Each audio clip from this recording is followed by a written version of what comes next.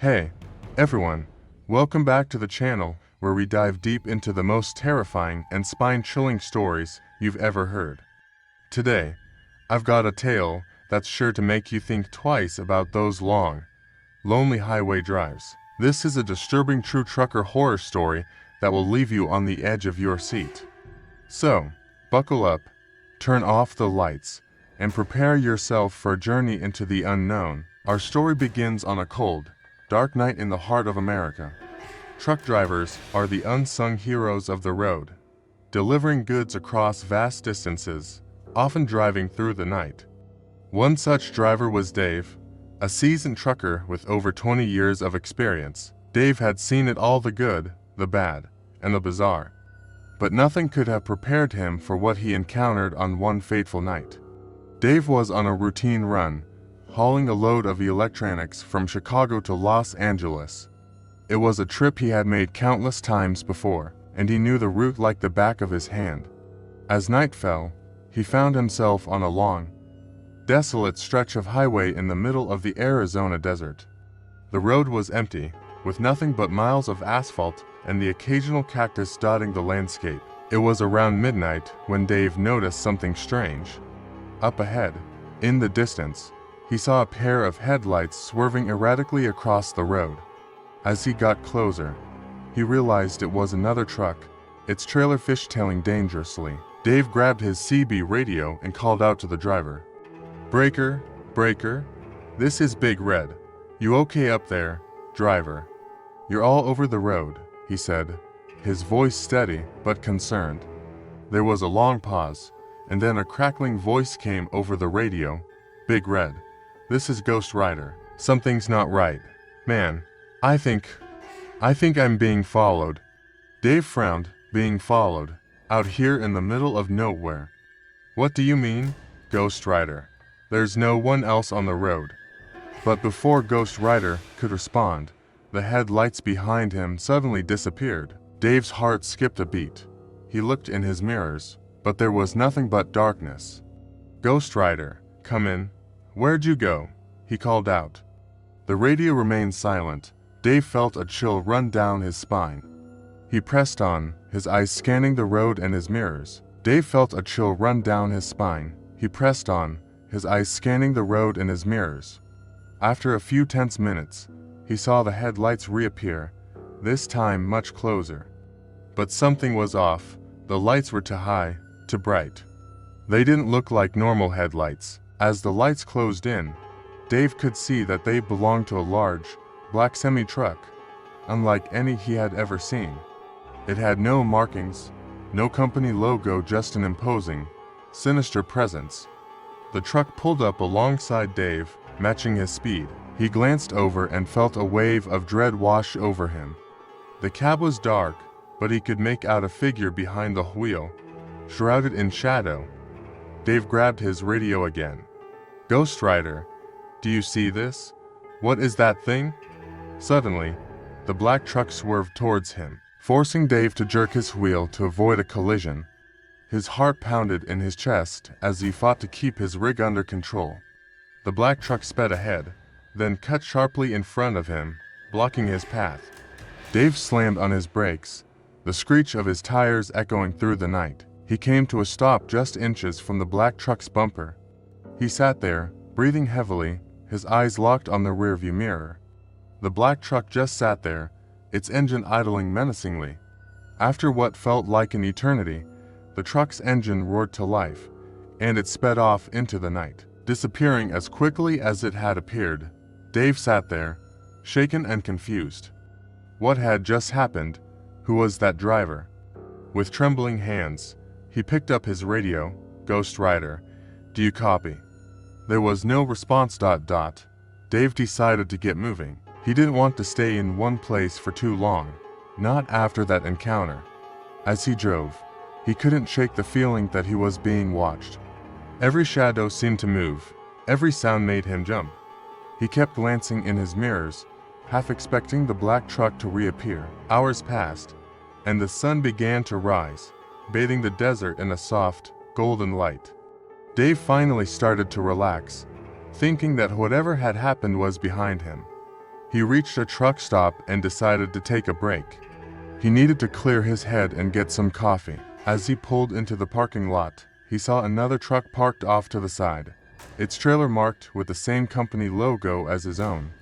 Relieved to see a familiar sight, he parked next to it and climbed out of his cab. As he approached the other truck, he saw the name on the door, Ghost Rider. Dave's blood ran cold. He walked over and knocked on the door. "Ghost Rider, you in there? It's Big Red." The door creaked open, and a man stepped out. He looked haggard, his eyes wide with fear. "Big Red, you saw it too, didn't you?" he whispered. Dave nodded. "Yeah, I saw it. What was that thing?" Ghost Rider shook his head. "I don't know, man.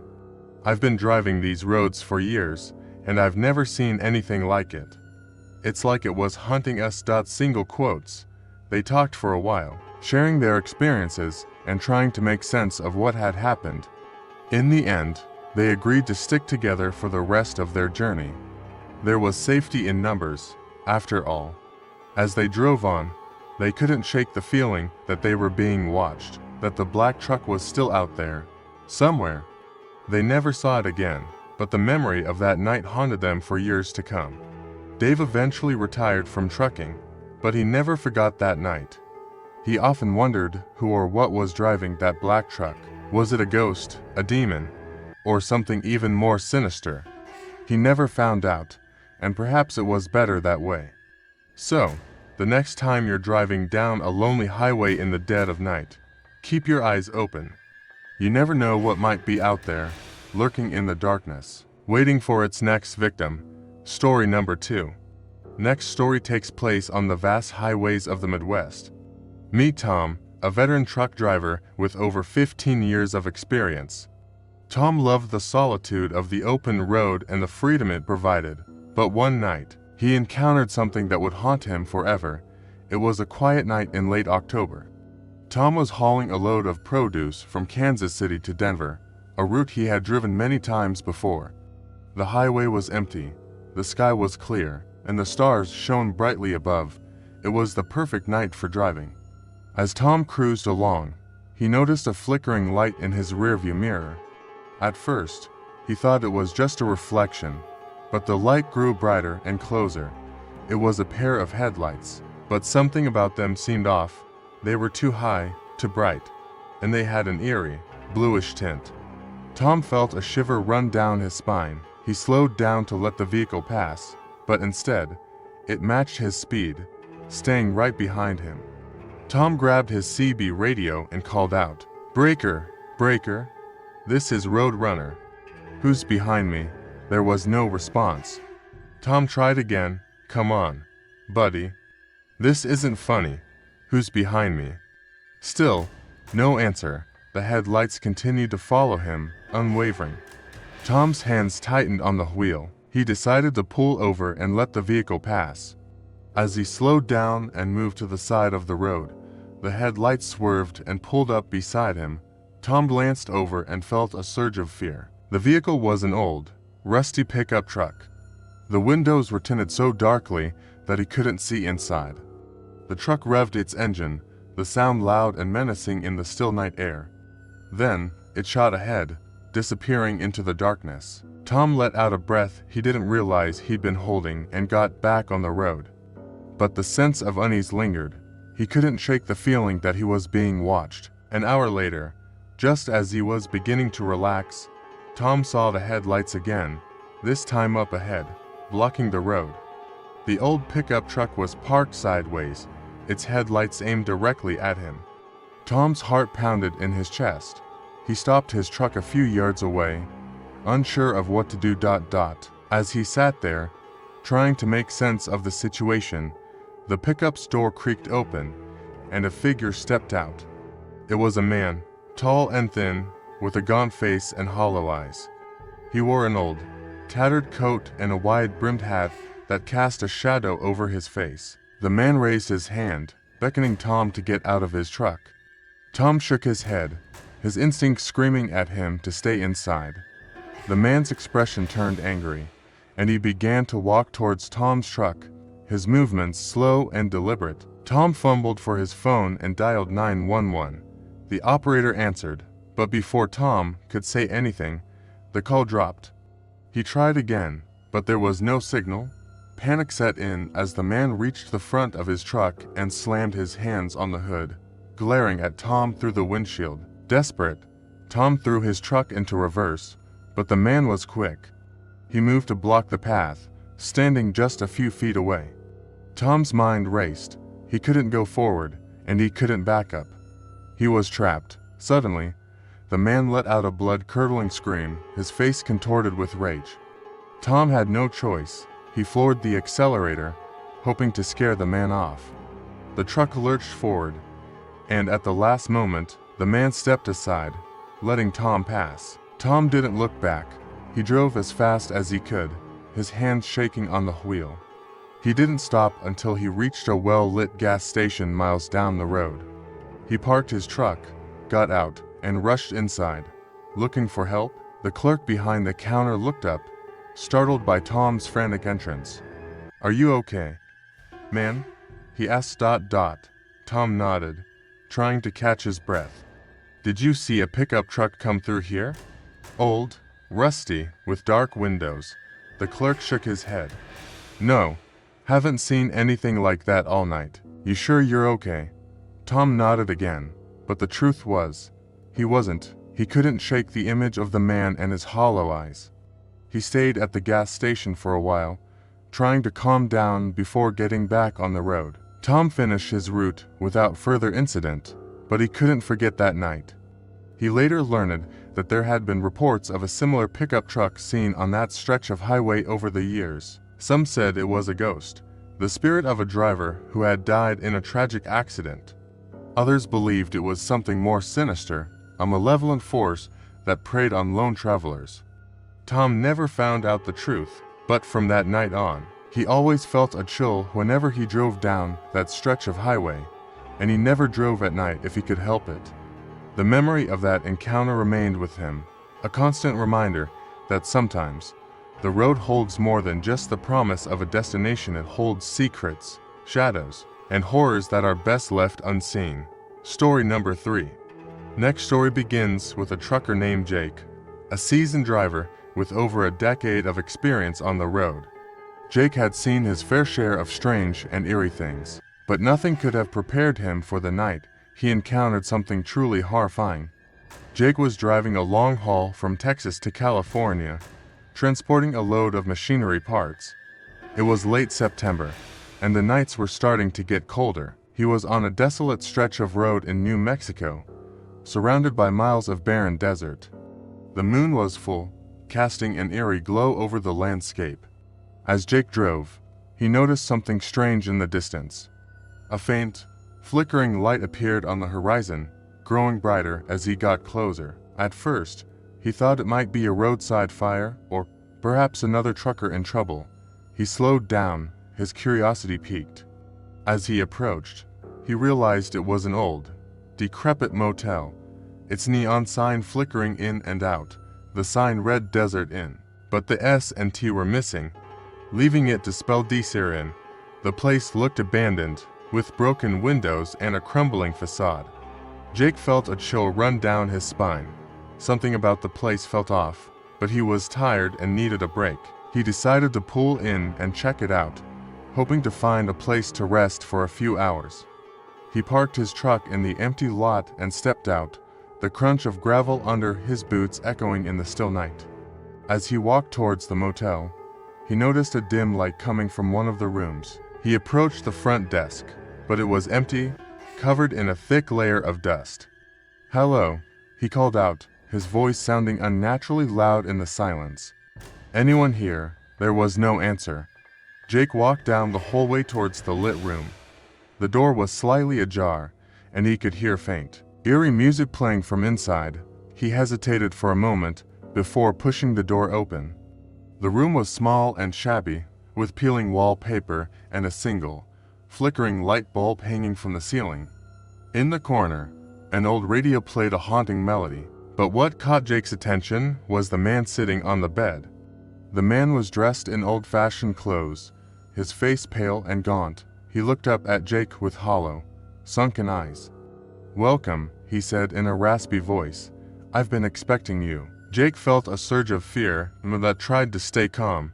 I'm just looking for a place to rest." "Is this motel open?" The man nodded slowly. "It's open for those who seek it."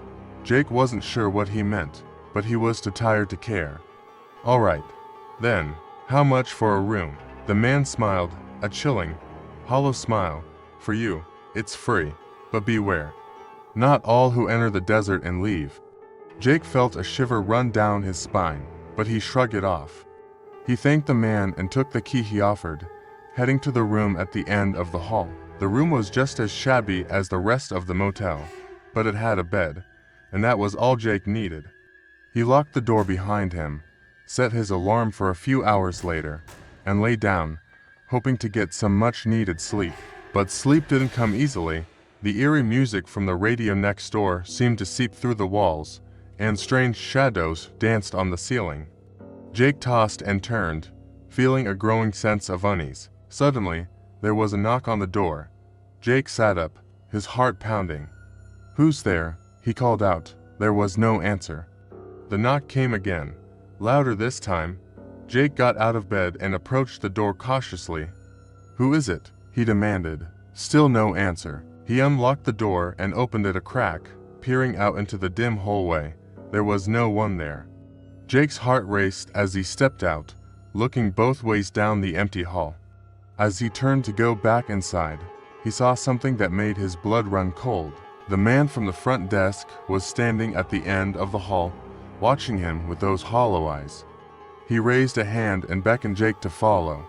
Jake felt an overwhelming sense of dread, but something compelled him to follow. He walked down the hall, his footsteps echoing loudly in the silence. The man led him to a door marked basement. "You must see," the man said, opening the door and gesturing for Jake to go down. Jake hesitated but felt an inexplicable pull. He descended the stairs, the air growing colder with each step. The basement was dark and damp, with a single, flickering light bulb hanging from the ceiling. In the center of the room was an old, wooden table covered in dust. On it lay a series of photographs, all of different people. Jake picked one up and felt a chill run down his spine. It was a picture of him, taken just hours earlier, as he was driving down the highway. He looked up at the man, who now stood at the bottom of the stairs, watching him with a sinister grin. "What is this?" Jake demanded, his voice trembling. The man's smile widened. "You are the latest guest in a long line. This motel. It feeds on the souls of those who enter, and now, it has you." Jake felt a surge of terror and ran up the stairs, desperate to escape. He burst out of the basement and sprinted towards his truck, not looking back. He jumped into the cab, started the engine, and sped away from the desert inn as fast as he could. As he drove, he glanced in his rearview mirror and saw the motel fading into the distance, but he couldn't shake the feeling that he was still being watched. He looked down and saw the photograph still clutched in his hand. Jake never stopped at another roadside motel again. The memory of that night haunted him for the rest of his life. He couldn't forget the man with the hollow eyes or the sinister smile. And he knew, deep down, that the desert inn was still out there, waiting for its next unsuspecting victim. Thank you for joining me on this chilling journey. If you enjoyed this story and want to hear more like it, be sure to like, subscribe, and hit the bell icon to get notified every time we upload. Remember, the open road can be a dangerous place, and sometimes the most ordinary stops can turn into nightmares. Stay safe, and until next time, keep your eyes open and your lights on.